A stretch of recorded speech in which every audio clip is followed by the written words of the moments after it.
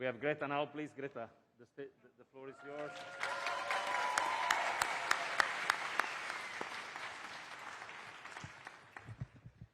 I'm a bit too short, am I not?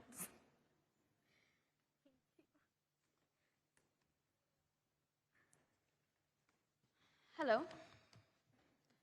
and thank you, Vanessa.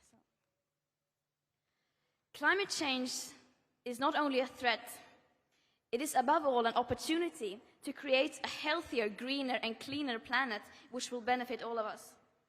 We must seize this opportunity. We can achieve a win-win in both ecological conservation and high-quality development. Fighting climate change calls for innovation, cooperation and willpower to make the changes that the world needs. We need to walk the talk. If we do this together, we can do this. When I say climate change, what do you think of? I think of jobs. Green jobs. Green jobs.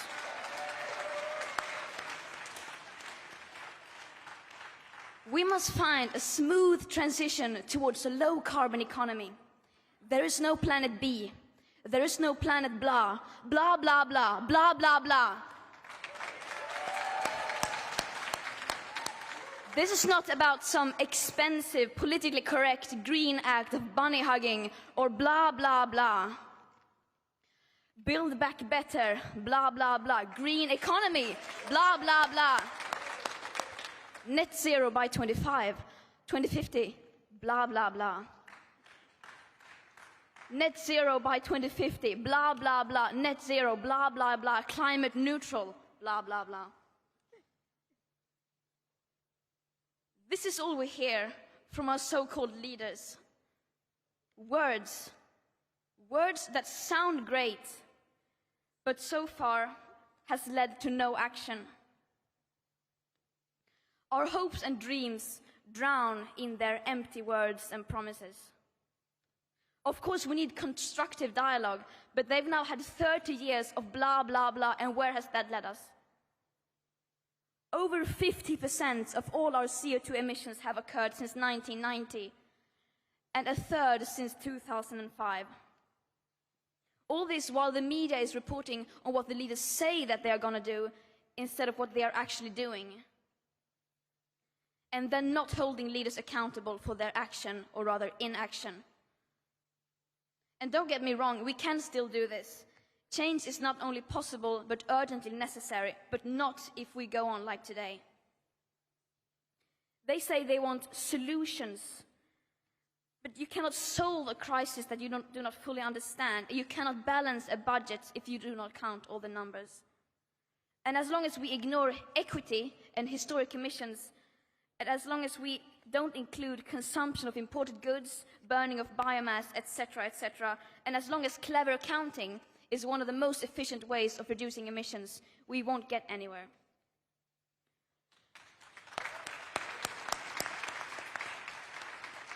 And the climate crisis is, of course, only a symptom of a much larger crisis. A sustainability crisis, a social crisis, a crisis of inequality that dates back to colonialism and beyond. A crisis based on the idea that some people are worth more than others and therefore have the right to exploit and steal other people's land and resources. And it is very naive to believe that we can solve this crisis without confronting the roots of it. Right now, we are still very much speeding in the wrong direction. 2021 is currently projected to experience the second highest emission rise ever. Only about 2% of government recovery spendings have been allocated to clean energy measures. And according to a new report by the UN, global emissions are expected to rise by 16% by 2030 compared to 2010 levels. Our leaders' intentional lack of action is a betrayal towards all present and future generations. The people in power cannot claim that they are trying, because they are clearly not, as they continue opening up brand new coal mines, oil fields and pipelines, pretending to have ambitious climate policies while granting new oil licenses, exploring enormous future oil fields. and shamelessly congratulating themselves while still failing to come up with even the bare minimum and long overdue funding to help the most vulnerable countries deal with the impacts of the climate crisis. If this is what they consider to be climate action, then we don't want it. They invite cherry-picked young people to meetings like this to pretend that they are listening to us. But they are not. They are clearly not listening to us. And they never have. Just look at the numbers. Look at the statistics. The emissions are still rising. The science doesn't lie. But, of course, we can still turn this around. It is entirely possible. It will take drastic annual emission cuts unlike anything the world has ever seen.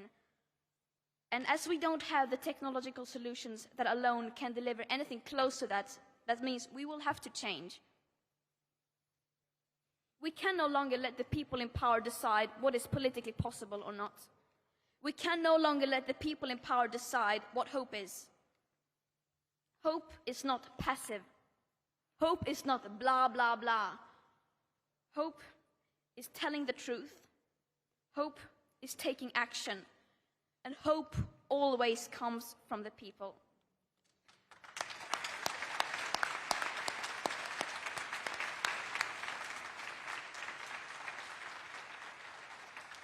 And we the people, we want a safe future. We want real climate action and we want climate justice.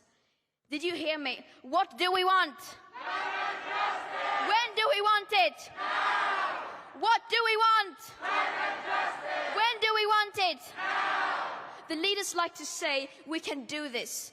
They obviously don't mean it, but we do. We can do this. I'm absolutely convinced that we can. But it starts with the people. It starts with facing the reality of the situation, as uncomfortable as it may be. It starts with taking action, and it starts now. Again, what do we want? Climate justice! When do we want it? Now! What do we want? Climate justice! When do we want it? Now! What do we want? Climate justice! When do we want it? Now! What do we want? Climate justice! When do we want it? Now! Thank you.